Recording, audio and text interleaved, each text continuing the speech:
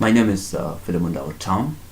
I'm sharing this video to enlighten some of the uh, the disasters of continuation of war in our country, South Sudan, and all of us we've been very outraged about what is happening in South Sudan and the failures of the the government of South Sudan to address the needs of the people of South Sudan. Uh, I think by seeing the images of the crisis and the the way the government is terrorizing the people of South Sudan, I think by itself is a disaster. And uh, all of us, we can ask ourselves, what are the role we can play uh, to help people of South Sudan bring peace and they can have a better life.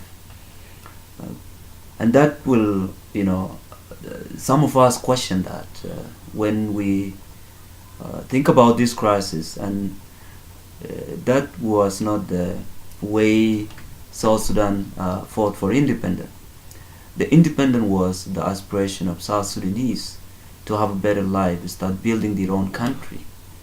But when the leaders of South Sudan uh, they took power, and when we become independent, they begin to implement the tribalism system in South Sudan, and they introduce political crisis. They introduce killing and mass terrorizing the people of South Sudan, and that is by itself is a tragedy, and that make us regret sometime why the government of South Sudan is doing that to the people that they claim to lead them.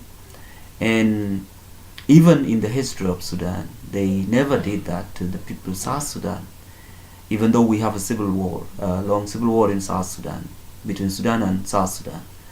So they never did that. But why now, when we become independent? Then the government of South Sudan is the one who terrorizing people, burning down the homes of the people of South Sudan.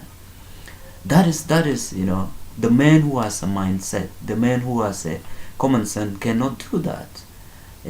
Even when you look now, when the world community declared famine in South Sudan, the government of South Sudan is not talking about that. They are not talking about that because they know they did that purposely to terrorize people, to starve people, so that for their political interests, which is completely evil. And we should not condone that as a South Sudanese. Let's work together. Let's find a common ground to address this. Peace that we need in South Sudan shouldn't be the peace that comes with the interest. And I know the neighbor countries, they are not thinking about that. They want war to continue in order for them to gain their interest.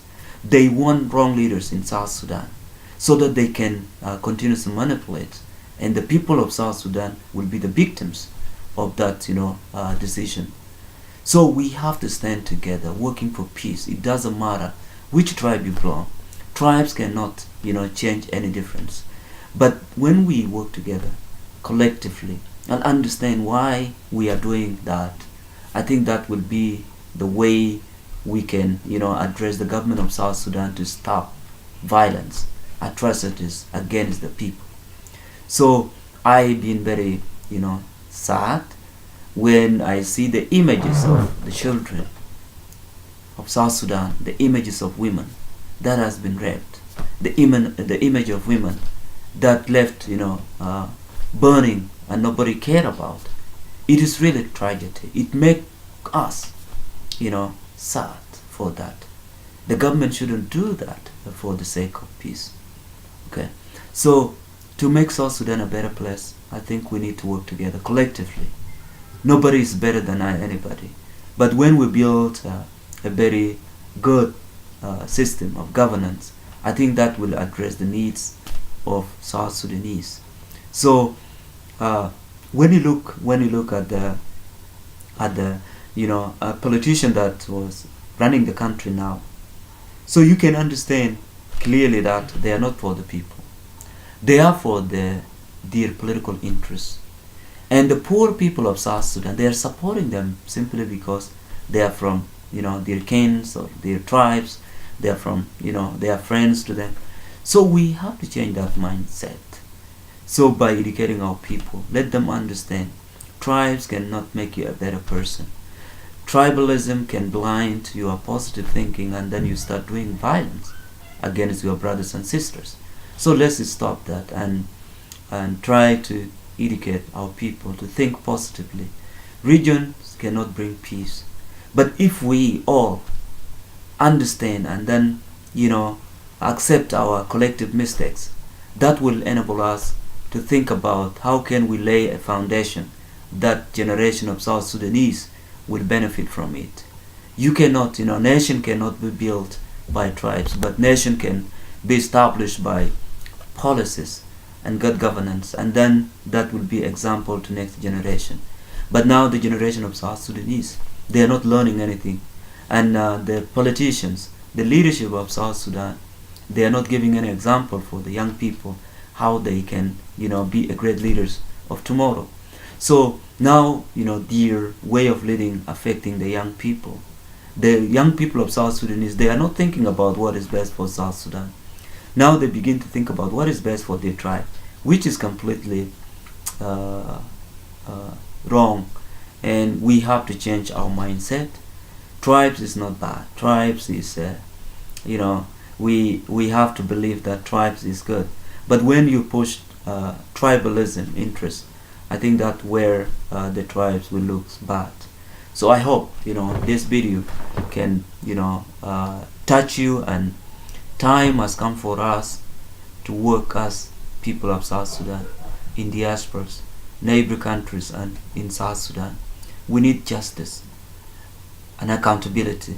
Then when there is a justice and accountability, then we'll stop the will stop the atrocities, and then people that committed that atrocities will be held accountable for their crimes, and that will help us to prevent the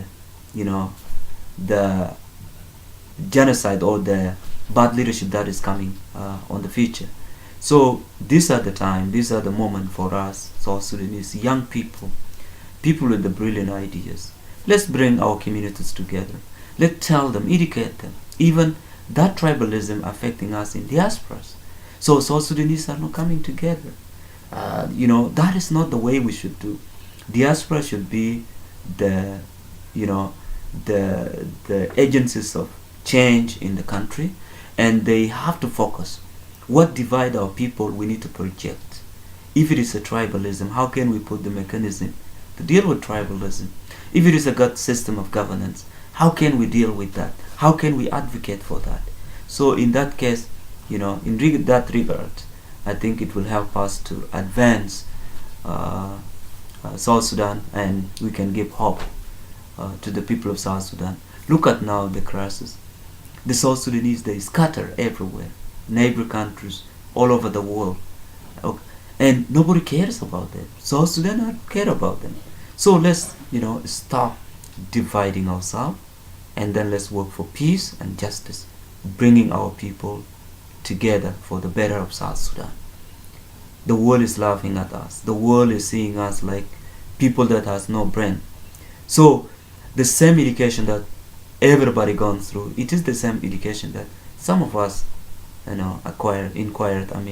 So why not we can use that for the better of our community, love, peace, and justice for everybody in South Sudan, because the good policies always draw people together, and that is what we should do as South Sudanese. May our thinking will change, our mindset will change, and then we can transform our attitudes. Then we will be able to accept the other people's opinions, because to be defensive, I think that is the problems.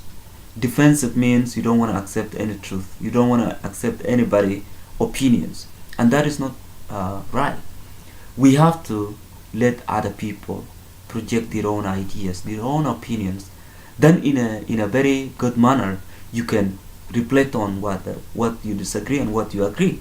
Then we can conclude it in a way that all of us agree, and then we can put the mechanism how we can deal with that. So that is the nature, and that is the policy will drive us into the better life.